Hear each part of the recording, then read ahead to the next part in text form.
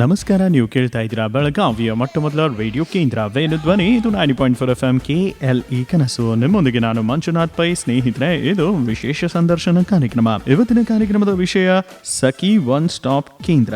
ಈ ಒಂದು ಕೇಂದ್ರದ ಕುರಿತು, ಈ ಒಂದು ವಿಷಯದ ಕುರಿತು ವಿವರವಾದ ಮಾಹಿತಿಯನ್ನು ಕೊಡಲಿದ್ದಾರೆ ಕಾರ್ಯಕ್ರಮದ ಅತಿಥಿ, ಮಹಿಳಾ ಮತ್ತು ಮಕ್ಕಳ ಅಭಿವೃದ್ಧಿ ಅಧಿಕಾರಿಗಳಾದ ಅಣ್ಣಪ್ಪ ಹೆಗ್ಡೆ ಅವರು. ಕಾರ್ಯಕ್ರಮದಲ್ಲಿ ತಮಗೆ ಸ್ವಾಗತ ಹಾಗೂ ನಮಸ್ಕಾರ ಸರ್. ನಮಸ್ತೆ ಸರ್. ಕಾರ್ಯಕ್ರಮದಲ್ಲಿ ಈ ಒಂದು ವಿಷಯದ ಕುರಿತು ಮಾತನಾಡೋಣ. ಅದಕ್ಕಿಂತ ಮುಂಚೆ ಮಿಷನ್ ಶಕ್ತಿ ಇದ್ರ ಬಗ್ಗೆ ತಿಳಿಸಿ ಸರ್. ಮಿಷನ್ ಶಕ್ತಿ ಅನ್ನೋದು ಇದು ಕೇಂದ್ರ ಸರ್ಕಾರದ ಒಂದು ಮಾರ್ಗಸೂಚಿ.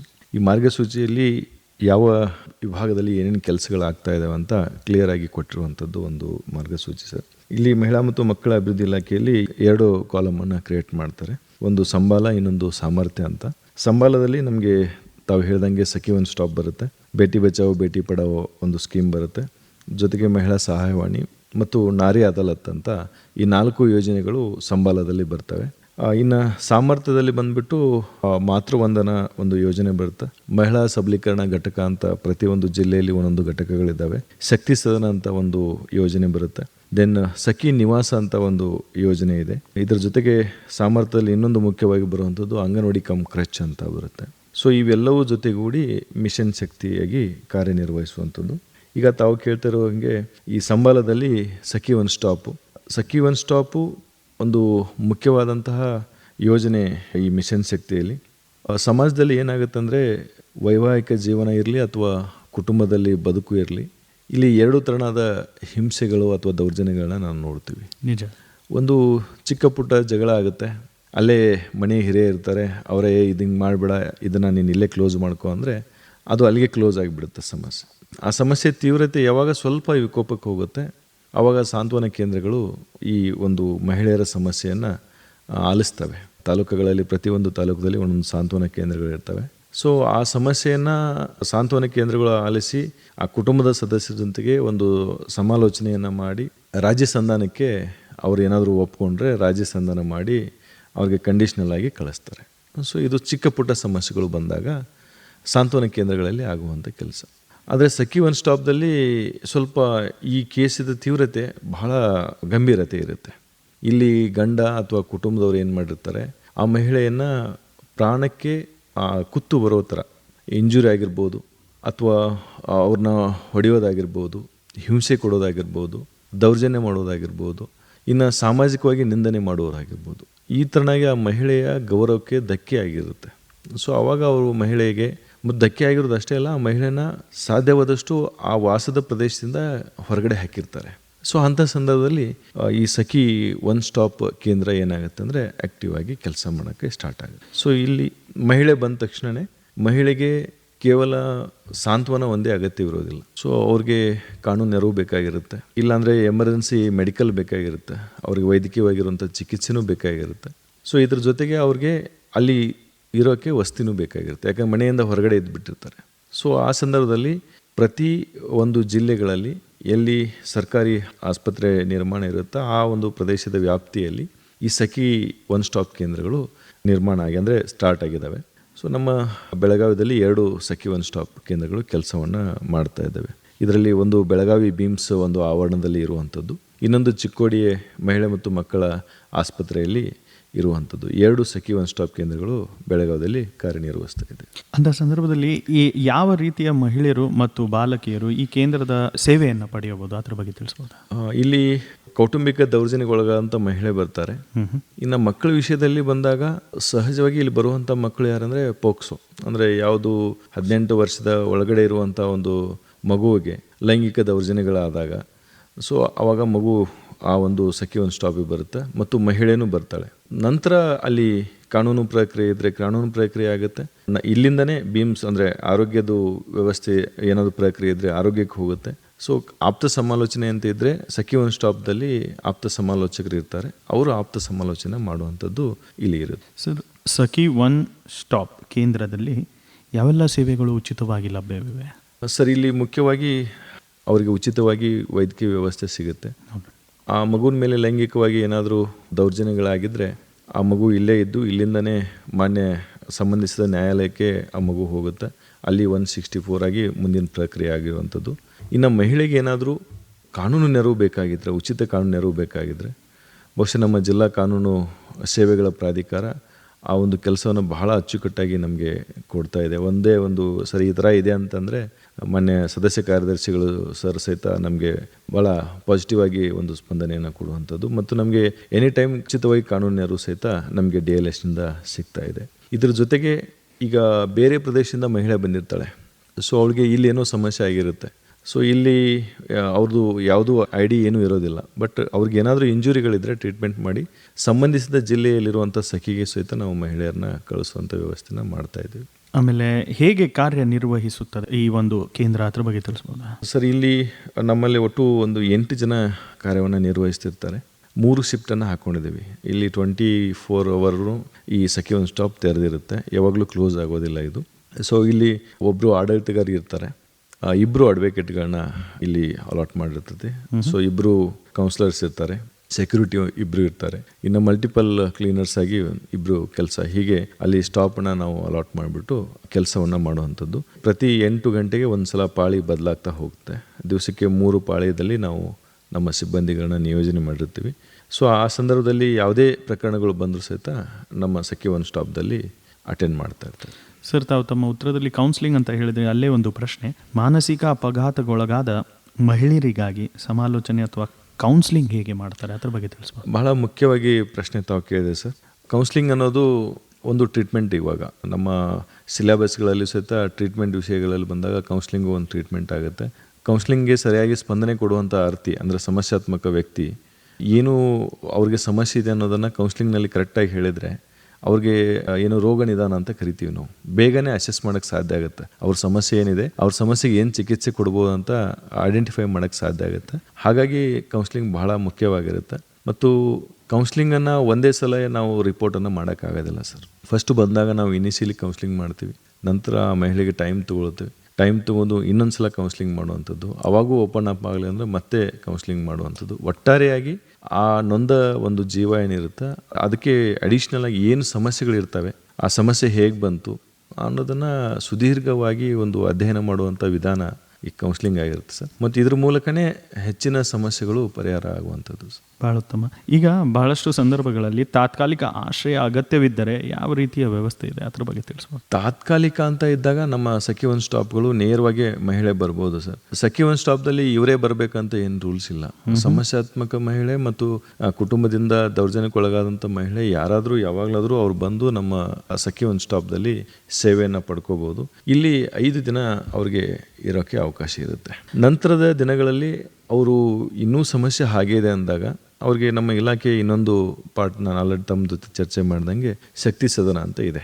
ಅಲ್ಲಿ 3 ವರ್ಷದ ತನಕ ಅವ್ರಿಗೆ ಅದೇ ಇಲ್ಲಿರುವಂಥ ಏನು ಸಮಸ್ಯಾತ್ಮಕ ಮಹಿಳೆ ಅಲ್ಲಿನೂ ಸಹಿತ 3 ವರ್ಷ ತನಕ ನಮ್ಮ ಇಲಾಖೆಯಲ್ಲಿದ್ದು ಸೇವೆಯನ್ನು ಪಡ್ಕೋಬೋದು. समझे आपकी हर हेल्थ प्रॉब्लम्स की बात, वर्ल्ड क्लास ट्रीटमेंट हर दिन और रात, केली का हाथ आपके साथ, आपके साथ. KLE Society's Dr. Prabhakar Kore Super Speciality Hospital. Cure for all health related problems. Experienced doctors and ultra modern facilities के साथ. KLE Society's Dr. Prabhakar Kore Super Speciality Hospital and Medical Research Center, Nehru Nagar, Belagavi. Call 08312 473777. KLE ಕನಸು ನನಸದ Venudhwani, Venudhwani. KLE cancer hospital Belagavi. ಪ್ರಪ್ರಥಮ ಬಾರಿಗೆ ಉತ್ತರ ಕರ್ನಾಟಕದ ಬೆಳಗಾವಿಯಲ್ಲಿ ಅತ್ಯಂತ ಅನುಭವಿ ಹಾಗೂ ನುರಿತ ವೈದ್ಯರ ತಂಡ, ಅತ್ಯಾಧುನಿಕ ಮತ್ತು ಸುಸಜ್ಜಿತ ಯಂತ್ರೋಪಕರಣಗಳೊಂದಿಗೆ. KLE cancer hospital, KLE's doctor Prabhakar Kore hospital and MRC ಹಿಂಭಾಗದಲ್ಲಿ, ನೆಹರು ನಗರ್, ಬೆಳಗಾವಿ. ಆರೋಗ್ಯಕ್ಕೆ ಹೊಸ ಜೀವ. ಕ್ಯಾನ್ಸರ್ ಪೀಡಿತರಿಗೆ ಆಶಾ ಕಿರಣವಾದ KLE ಕ್ಯಾನ್ಸರ್ ಹಾಸ್ಪಿಟಲ್ ಬೆಳಗಾವಿ. ಮೂಲ ಸೌಲಭ್ಯಗಳು: KLE ಕ್ಯಾನ್ಸರ್ ಹಾಸ್ಪಿಟಲ್ ಬೆಳಗಾವಿಯಲ್ಲಿ ಸ್ತನ ಕ್ಯಾನ್ಸರ್, ರಕ್ತ ಕ್ಯಾನ್ಸರ್, ಕ್ಯಾನ್ಸರ್, ಅನ್ನನಾಳ ಕ್ಯಾನ್ಸರ್, ಶ್ವಾಸಕೋಶ ಕ್ಯಾನ್ಸರ್ ಮತ್ತು ಎಲ್ಲಾ ತರಹದ ಕ್ಯಾನ್ಸರ್ ರೋಗಕ್ಕೆ ಅತ್ಯಾಧುನಿಕ ರೋಬೋಟಿಕ್ ಶಸ್ತ್ರಚಿಕಿತ್ಸೆ BMT ಅತಿ ಶೀಘ್ರದಲ್ಲಿ ಪ್ರಾರಂಭವಾಗಲಿದೆ. ಕೀಮೋಥೆರಪಿ ಮತ್ತು ರೇಡಿಯೋಥೆರಪಿ ಲಭ್ಯವಿದೆ. ವಿಳಾಸ KLE cancer hospital, KLE's doctor Prabhakar Kore hospital ಮತ್ತು MRC ಹಿಂಭಾಗದಲ್ಲಿ, ನೆಹರು ನಗರ, ಬೆಳಗಾವಿ. ಹೆಚ್ಚಿನ ಮಾಹಿತಿಗಾಗಿ ಸಂಪರ್ಕಿಸಿ. ದೂರವಾಣಿ ಸಂಖ್ಯೆ 0831-255-2500 ಮತ್ತು 2473-777. ಮೊಬೈಲ್ ಸಂಖ್ಯೆ 6360712326 or just dial 1099. ಇಂದೇ ಭೇಟಿ ನೀಡಿ KLE ಕ್ಯಾನ್ಸರ್ ಹಾಸ್ಪಿಟಲ್, ಬೆಳಗಾವಿ. ಧ್ವನಿ ಧ್ವನಿ ಇದು ನಮ್ಮ ಧ್ವನಿ, ಕೇಳಿ ಕನಸು ನನಸದ ವೇಣು ಧ್ವನಿ, ವೇಣು ಧ್ವನಿ. ಸ್ನೇಹಿತರೆ, ನೀವು ಕೇಳ್ತಾ ಇದ್ದೀರಾ ವಿಶೇಷ ಸಂದರ್ಶನ ಕಾರ್ಯಕ್ರಮದಲ್ಲಿ ಇವತ್ತಿನ ದಿನ ಸಖಿ ಒನ್ ಸ್ಟಾಪ್ ಕೇಂದ್ರ ಈ ಒಂದು ವಿಷಯದ ಕುರಿತು ವಿವರವಾದ ಮಾಹಿತಿ ಕೊಡ್ತಾ ಇದ್ದಾರೆ ಮಹಿಳಾ ಮತ್ತು ಮಕ್ಕಳ ಅಭಿವೃದ್ಧಿ ಇಲಾಖೆ ಬೆಳಗಾವಿಯ ಮಹಿಳಾ ಮತ್ತು ಮಕ್ಕಳ ಅಭಿವೃದ್ಧಿ ಅಧಿಕಾರಿಗಳಾದ ಅಣ್ಣಪ್ಪ ಹೆಗ್ಡೆಯವರು. ಸರ್, ಈಗ ದೂರು ದಾಖಲಿಸಲು ಯಾವ ದಾಖಲೆಗಳು ಅಗತ್ಯವಿವೆ ಅದ್ರ ಬಗ್ಗೆ ತಿಳಿಸ್ಬೋದಾ? ಸರ್, ಈಗ ದೂರು ಸಖಿ ಒನ್ ಸ್ಟಾಪ್ ಕೇಂದ್ರದಲ್ಲಿ ಬಂದಾಗ ಆ ಮಹಿಳೆ ಹತ್ರ ಯಾವ ಡಾಕ್ಯುಮೆಂಟ್ಸ್ ಇರೋದಿಲ್ಲ ಸರ್. ಸೊ ನಾವು ಅವ್ರನ್ನ ಕೇಳೋದು ಇಷ್ಟೇ, ನಿಮ್ಮ ಆಧಾರ್ ಕಾರ್ಡ್ ಏನಾದರೂ ಇದೆಯಾ ಅಥವಾ ಏನಾದರೂ ಪ್ರೂಫ್ ಇದೆ ಅಂತ ಕೇಳಿ. ಸೊ ಆ ಮಹಿಳೆಗೆ ಆ ಟೈಮ್ನಲ್ಲಿ ಏನೂ ಇರೋದಿಲ್ಲ, ಬಟ್ಟೆ ಅಷ್ಟೇ ಬಿಟ್ಟು ಹೊರಗೆ ಹಾಕಿರುವಂಥ ಪರಿಸ್ಥಿತಿಯಲ್ಲಿ ಮಹಿಳೆ ಇರುತ್ತೆ. ಸೊ ಅಂಥ ಪರಿಸ್ಥಿತಿಯಲ್ಲಿ ನಾವು ಅವ್ರನ್ನ ಕೌನ್ಸಿಲಿಂಗ್ ಮಾಡಿ ದೆನ್ ಅವರ ಕುಟುಂಬದ ಸದಸ್ಯರು ಏನಾದರೂ ಅವ್ರ ಕಾಂಟ್ಯಾಕ್ಟ್ನಲ್ಲಿ ಸಿಕ್ಕರೆ ಕಾಂಟ್ಯಾಕ್ಟ್ ಮಾಡ್ಕೊಳ್ತೀವಿ. ಇಲ್ಲ ಅಂದರೆ ನಾವು ಕೇಸನ್ನು ಅದನ್ನು ಯಾವ ಥರ ಇದೆ ಆ ಥರ ತಗೊಳ್ಳುವಂಥ ವ್ಯವಸ್ಥೆಯನ್ನು ಮಾಡ್ತಾಯಿದ್ವಿ.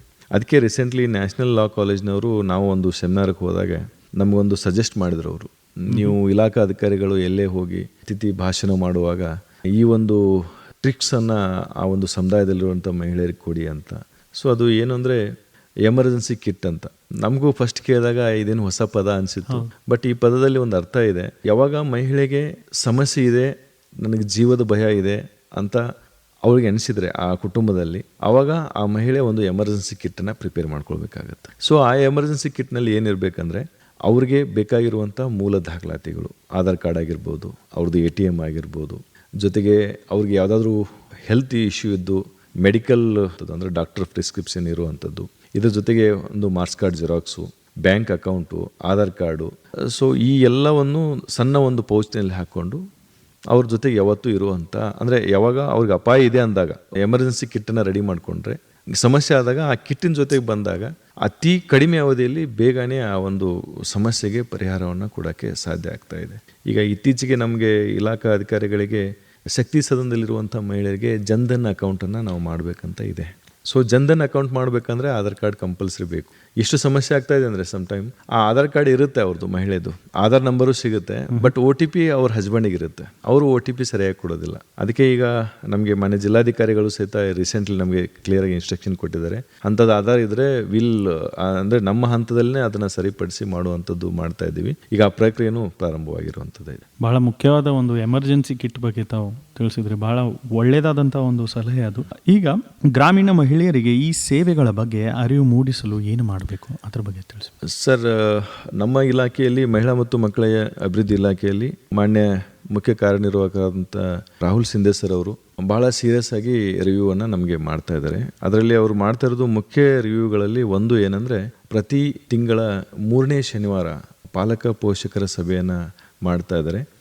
ಈ ಪಾಲಕ ಪೋಷಕರ ಸಭೆಯಲ್ಲಿ ಈಗ ತಾವು ಹೇಳಿದ್ರಲ್ಲ ಸರ್, ಇವೆಲ್ಲ ವಿಷಯಗಳನ್ನು ಅಲ್ಲಿ ಚರ್ಚೆ ಮಾಡುವಂಥದ್ದು. ಫಸ್ಟು ಅವರು ಕುಂದುಕೊರತೆಗಳು ಏನಿದಾವೆ, ನಂತರ ಇಲಾಖೆಯ ಮಾರ್ಗಸೂಚಿಗಳು ಏನಿದಾವೆ ಅನ್ನೋದನ್ನು ಡಿಟೇಲ್ ಆಗಿ ನಮ್ಮ ಅಂಗನವಾಡಿ ಕಾರ್ಯಕರ್ತೆ, ಮೇಲ್ವಿಚಾರಕಿ, ಹಿರಿಯ ಮೇಲ್ವಿಚಾರಕಿ, ಸಹಾಯಕ ಶಿಶು ಅಭಿವೃದ್ಧಿ ಯೋಜನಾಧಿಕಾರಿ ಮತ್ತು ಶಿಶು ಅಭಿವೃದ್ಧಿ ಯೋಜನಾಧಿಕಾರಿ, ಈ ಒಂದು ಅಧಿಕಾರಿ ಸಮೂಹದೊಂದಿಗೆ ಏನು ಮಾಡ್ತಾ ಇದ್ದಾರೆ ಅಂದರೆ ಪ್ರತಿ ಅಂಗನವಾಡಿ ಮಟ್ಟದಲ್ಲೂ ಸಹಿತ ನಾವು ಮಾಹಿತಿಯನ್ನು ಕೊಡ್ತಾ ಇದ್ದೇವೆ. ಇದರ ಜೊತೆಗೆ ಇಲಾಖೆಯಲ್ಲಿ ತಮ್ಗೆ ಆಲ್ರೆಡಿ ನಾನು ಹೇಳ್ದಂಗೆ ಮಹಿಳಾ ಸಬಲೀಕರಣ ಘಟಕ ಅಂತ ಇದೆ.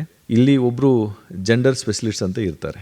ಇವ್ರದ್ದು ಜಿಲ್ಲೆಯಲ್ಲಿ ಕಾರ್ಯಕ್ರಮಗಳನ್ನ ಆಯೋಜನೆ ಮಾಡೋದು ಮತ್ತು ಈ ಸಖಿ ಮಿಷನ್ ಶಕ್ತಿದ ಏನು ಯೋಜನೆಗಳಿದ್ದಾವೆ ಇವೆಲ್ಲವನ್ನು ಪ್ರಚಾರ ಮಾಡುವಂಥದ್ದು ಮಹಿಳಾ ಸಬಲೀಕರಣ ಘಟಕ ಅದು ಕೆಲಸ ಇದೆ.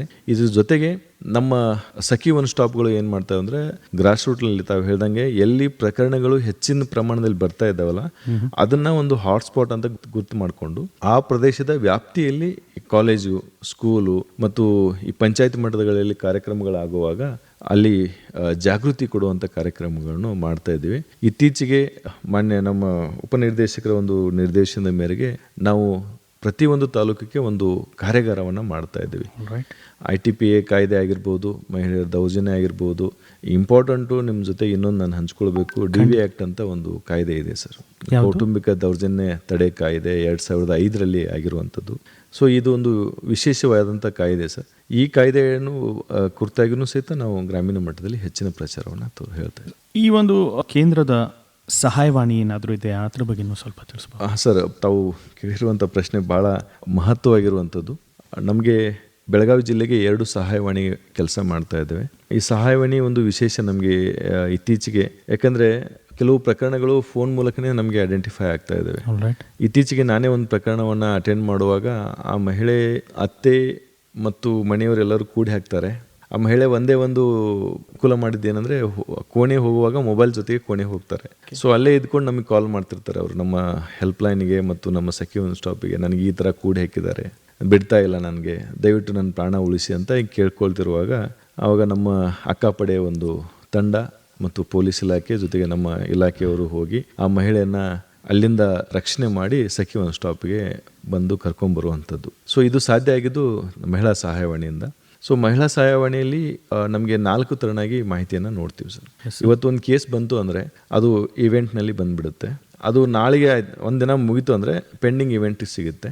ನೆಕ್ಸ್ಟ್ ನಾವು ಪೆಂಡಿಂಗ್ ಇವೆಂಟನ್ನು ಕ್ಲಿಯರ್ ಮಾಡಿದರೆ ಅದು ಕ್ಲೋಸ್ಡ್ ಇವೆಂಟ್ನಲ್ಲಿ ಹೋಗುತ್ತೆ ಸರ್. ಸೊ ಈ ಥರನಾಗಿ ಒಂದು ಡ್ಯಾಶ್ ಬೋರ್ಡ್ನಲ್ಲಿ 4 ಕಾಲಮನ್ನು ನೋಡ್ತೀವಿ. ಮತ್ತು ಇಲ್ಲಿ ಪ್ರತಿಯೊಂದೂ ಇರುತ್ತೆ. ಮಹಿಳೆ ಯಾವಾಗ ಕಾಲ್ ಮಾಡಿದ್ದಾರೆ, ಯಾವಾಗ ಸಹಾಯ ಕೇಳಿದ್ದಾರೆ ಅಂತ ಹಿಡ್ಕೊಂಡು, ಯಾರು ಹೋಗಿ ಅಟೆಂಡ್ ಮಾಡಿದ್ದಾರೆ, ಏನು ಅಟೆಂಡ್ ಮಾಡಿದ್ದಾರೆ ಅಂತ ಹಿಡ್ಕೊಂಡು, ಅವ್ರ ಕೇಸ್ ಕ್ಲೋಸ್ ಆಗೋ ತನಕ ಹಿಸ್ಟ್ರಿನ ಮಹಿಳಾ ಸಹಾಯವಾಣಿಯ ಒಂದು ಡ್ಯಾಶ್ ಬೋರ್ಡ್ನಲ್ಲಿ ಸಿಗುತ್ತೆ. ಸೊ ಮಹಿಳಾ ಸಹಾಯವಾಣಿ ಇತ್ತೀಚೆಗೆ ಭಾಳ ಕರೆಗಳು ನಮಗೆ ಸಿಗ್ತಾ ಇದ್ದಾವೆ. ನಮಗೆ ರೀಸೆಂಟ್ಲಿ ಒಂದು ಕರೆ ಬಂತು, ಗಂಡನ ಫೋನಿಂದ ಅವಳು ಫೋನ್ ಮಾಡ್ತಾಳೆ. ಹೇಗೆ ಮಾಡ್ತಾಳೆ ಅಂದರೆ, ಗಂಡ ಸ್ನಾನಕ್ಕೆ ಹೋಗ್ತಾನೆ, ಫೋನ್ ಹೊರಗಡೆ ಇಟ್ಟಾಗ ಅವರು ಕಂಪ್ಲೇಂಟ್ ಮಾಡುವಂಥದ್ದು, ನನಗೆ ಹಿಂಗೆ ಆಗ್ತಾ ಇದೆ, ಮನೆಯಲ್ಲಿ ಸಮಸ್ಯೆ ಇದೆ, ದಯವಿಟ್ಟು ನನಗೆ ಸೇವ್ ಮಾಡಿ ಅಂತ ಅಂದಾಗ, ನಮ್ಮ ಟೀಮು ಅವ್ರ ಮನೆ ಭೇಟಿ ಮಾಡಿ ಕೇಳಿದಾಗ ಅವರು ಗಂಡ ಅಲ್ಲೇ ಒಪ್ಕೊಳ್ತಾರೆ, ನನಗೆ ಗೌರವ ಪ್ರಶ್ನೆ ಇದೆ, ದಯವಿಟ್ಟು ಇದನ್ನ ಇಶ್ಯೂ ಮಾಡಬೇಡಿ, ನನ್ನ ಹೆಂಡತಿಗೆ ಇನ್ಮೇಲೆ ನಾನು ಏನೂ ತೊಂದರೆ ಮಾಡಲ್ಲ, ನನ್ನ ಕುಟುಂಬದವರಿಂದನೂ ನಾನು ತೊಂದರೆ ಮಾಡೋಗೊಡಲ್ಲ ಅಂತ ಪ್ರಾಮಿಸ್ ಮಾಡ್ತಾರೆ. ಆದರೂ ಸಹಿತ ನಾವು ಇಲಾಖೆಯ ಪ್ರೊಸೆಸ್ ಪ್ರಕಾರ ಆ ಕೇಸನ್ನು ನಾವು ನಮ್ಮ ಸಖಿ ಒನ್ ಸ್ಟಾಪಿಗೆ ಕರ್ಕೊಂಡು ಬಂದು ರಿಜಿಸ್ಟರ್ ಮಾಡ್ಕೊಳ್ಳೋಂಥ ಪ್ರಕ್ರಿಯೆಯನ್ನು ಮಾಡ್ಕೊಂಡಿದ್ದೀವಿ. ಸರ್, ಈಗ ಮಹಿಳೆಯರು ಅಂದರೆ ಒಂದು ಪ್ರೈವಸಿ ಅಂತ ಬರುತ್ತೆ, ಅಂಥ ಸಂದರ್ಭದಲ್ಲಿ ಮಹಿಳೆಯರ ಗೋಪ್ಯತೆಯನ್ನು ಈ ಕೇಂದ್ರ ಕಾಪಾಡುತ್ತಾ, ಅದ್ರ ಬಗ್ಗೆ ಸರ್? ನಾನು ನಿಮ್ಮ ಜೊತೆಗೆ ಬಹುಶಃ ಆವಾಗಿಂದ ಮಾತಾಡ್ತಾ ಇದ್ದೀನಿ, ಯಾವ ಕೇಸನ್ನು ನಾನು ಕೇಸ್ ಹೇಳ್ತಾ ಇದ್ದೀನಿ, ಬಟ್ ನನ್ನ ಮಹಿಳೆ ಹೆಸರನ್ನ ಹೇಳೋದಿಲ್ಲ. ಆಮೇಲೆ ನಮ್ಮ ರೆಕಾರ್ಡ್ನಲ್ಲಿನೂ ಸಹಿತ ನಾವು ಹೇಳೋದಿಲ್ಲ. ಈಗ ಉದಾಹರಣೆಗೆ ಒಬ್ಬ ಮಹಿಳೆ ನನ್ನ ಹೆಸರು ಬದಲಾಯಿಸಿ ಅಂತ ರಿಕ್ವೆಸ್ಟ್ ಮಾಡ್ತಾರೆ, ನಾವು ಬದಲಾಯಿಸ್ತೀವಿ, ಅವಕಾಶ ಇದೆ. ಅದು ಅವರು ನನ್ನ ಹೆಸರು ಕೊಡೋಕೆ ಇಷ್ಟ ಇಲ್ಲ, ನನ್ನ ಹೆಸರು ಬದಲಾಯಿಸಿ ಅಂದರೂ ನಾವು ಬದಲಾಯಿಸೋಕೆ ಅವಕಾಶ ಇರುವಂಥದ್ದು. ಮತ್ತು ಇಲ್ಲಿರುವಂಥ ಡಾಕ್ಯುಮೆಂಟ್ಸು ಯಾವುದೇ ಕಾರಣಕ್ಕೂ ಹೊರಗಡೆ ಬರುವ ಹಾಗಿಲ್ಲ. ಹೊರಗಡೆ ಬಂದರೆ ಅದು ಗೌಪ್ಯತೆ ಒಂದು ಅಧಿನಿಯಮದಡಿಯಲ್ಲಿ ನಾವು ಸೀರಿಯಸ್ ಆಗಿ ಆ್ಯಕ್ಷನನ್ನು ಸಹಿತ ಮಾಡ್ತಾಯಿದ್ವಿ. ಇಲ್ಲಿವರೆಗೂ ನಮ್ಮ ಇಲಾಖೆಯಲ್ಲಿ ಈ ಥರ ಪ್ರಕರಣಗಳು ಯಾವುದೂ ಬಂದಿಲ್ಲ. ಮೋರ್ ಓವರ್ ನಾವು ಆ ವಿಷಯ ಕುರಿತಾಗಿ ಸಾರ್ವಜನಿಕವಾಗಿ ಮಾತಾಡೋದು ಇಲ್ಲ. ಬಹಳ ಮುಖ್ಯವಾದ ವಿಷಯ ಸರ್. ಸ್ನೇಹಿತರೆ, ನೀವು ಕೇಳ್ತಾ ಇದ್ದೀರಾ ವಿಶೇಷ ಸಂದರ್ಶನ ಕಾರ್ಯಕ್ರಮ. ಇವತ್ತಿನ ಕಾರ್ಯಕ್ರಮದಲ್ಲಿ ಸಖಿ ಒನ್ ಸ್ಟಾಪ್ ಕೇಂದ್ರದ ಕುರಿತು ವಿವರವಾದ ಮಾಹಿತಿ. ಕಾರ್ಯಕ್ರಮದ ಅತಿಥಿ ಮಹಿಳಾ ಮತ್ತು ಮಕ್ಕಳ ಅಭಿವೃದ್ಧಿ ಇಲಾಖೆ ಬೆಳಗಾವಿಯ ಮಹಿಳಾ ಮತ್ತು ಮಕ್ಕಳ ಅಭಿವೃದ್ಧಿ ಅಧಿಕಾರಿಗಳಾದ ಅಣ್ಣಪ್ಪ ಹೆಗ್ಡೆಯವರು ಕೊಡ್ತಾ ಇದ್ದಾರೆ. ಸರ್, ಬಹಳಷ್ಟು ವಿಷಯಗಳ ಬಗ್ಗೆ ನಾವು ಮಾತನಾಡಿದ್ವಿ. ಸಖಿ ಒನ್ ಸ್ಟಾಪ್ ಕೇಂದ್ರದಿಂದ ಸಮಾಜಕ್ಕೆ ಯಾವ ರೀತಿ ಸಕಾರಾತ್ಮಕ ಬದಲಾವಣೆ ಸಿಗ್ತಾ ಇದೆ, ಅದ್ರ ಬಗ್ಗೆ ಸ್ವಲ್ಪ. ಸಕಾರಾತ್ಮಕ ಬದಲಾವಣೆ ನೇರವಾಗಿ ನಾವು ಮಹಿಳೆಯನ್ನ ಆ ಕೇಸಿನ ಪ್ರಕರಣವನ್ನು ನಾವು ನೋಡಿದಾಗ ಭಾಳ ಚೆನ್ನಾಗಿ ಸಿಗ್ತಾ ಇದೆ ಸರ್. ಯಾಕಂದರೆ ಒಬ್ಬ ಮಹಿಳೆ ಅವಳು ಆಲ್ರೆಡಿ ನೊಂದಿರ್ತಾಳೆ, ನೋವಾಗಿರುತ್ತೆ, ದೌರ್ಜನ್ಯಗಳಾಗಿರ್ತವೆ.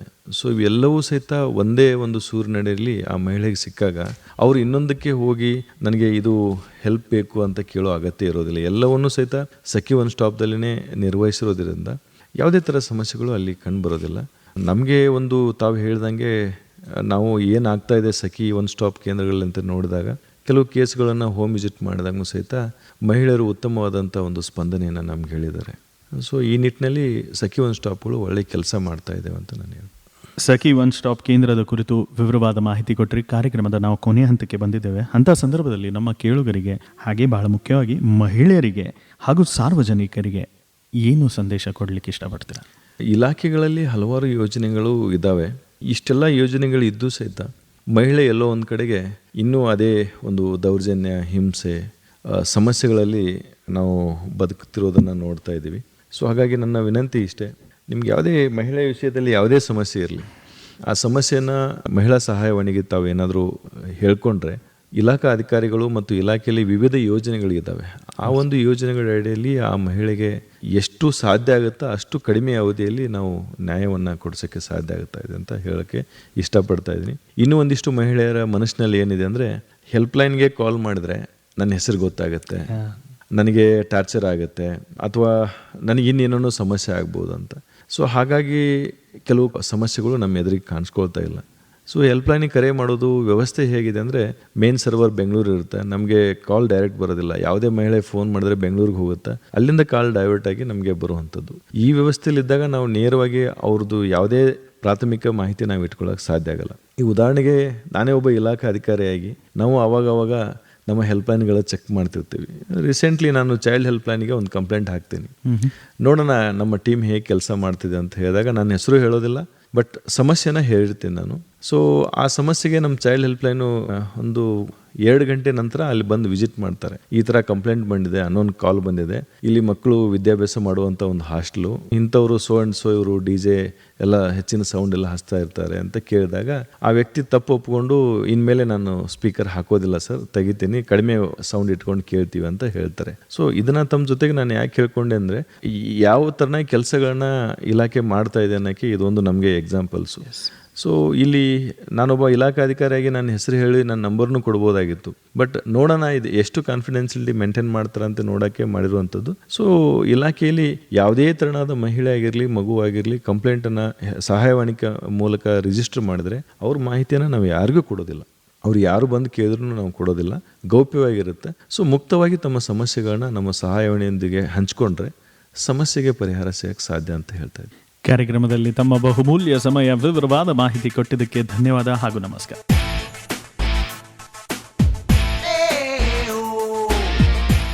ಸ್ನೇಹಿತರೆ, ಇದಾಗಿತ್ತು ವಿಶೇಷ ಸಂದರ್ಶನ ಕಾರ್ಯಕ್ರಮದ ಇವತ್ತಿನ ವಿಷಯ ಸಖಿ ಒನ್ ಸ್ಟಾಪ್ ಕೇಂದ್ರದ ಕುರಿತು ವಿವರವಾದ ಮಾಹಿತಿ ಕೊಟ್ಟ ಕಾರ್ಯಕ್ರಮದ ಅತಿಥಿ ಅಣ್ಣಪ್ಪ ಹೆಗ್ಡೆ ಅವರು, ಮಹಿಳಾ ಮತ್ತು ಮಕ್ಕಳ ಅಭಿವೃದ್ಧಿ ಅಧಿಕಾರಿಗಳು, ಮಹಿಳಾ ಮತ್ತು ಮಕ್ಕಳ ಅಭಿವೃದ್ಧಿ ಇಲಾಖೆ ಬೆಳಗಾವಿಯಿಂದ. ನಿಮ್ಮೊಂದಿಗೆ ನಾನು ಮಂಜುನಾಥ್ ಪೈ. ಹೀಗೆ ಕೇಳ್ತಾ ಇರಿ ವೇಣು ಧ್ವನಿ. ಇದು 90.4 FM KLE ಕನಸು ಬೆಳಗಾವಿಯ ಮೊಟ್ಟಮೊದಲ ರೇಡಿಯೋ ಕೇಂದ್ರ. ನಮಸ್ಕಾರ.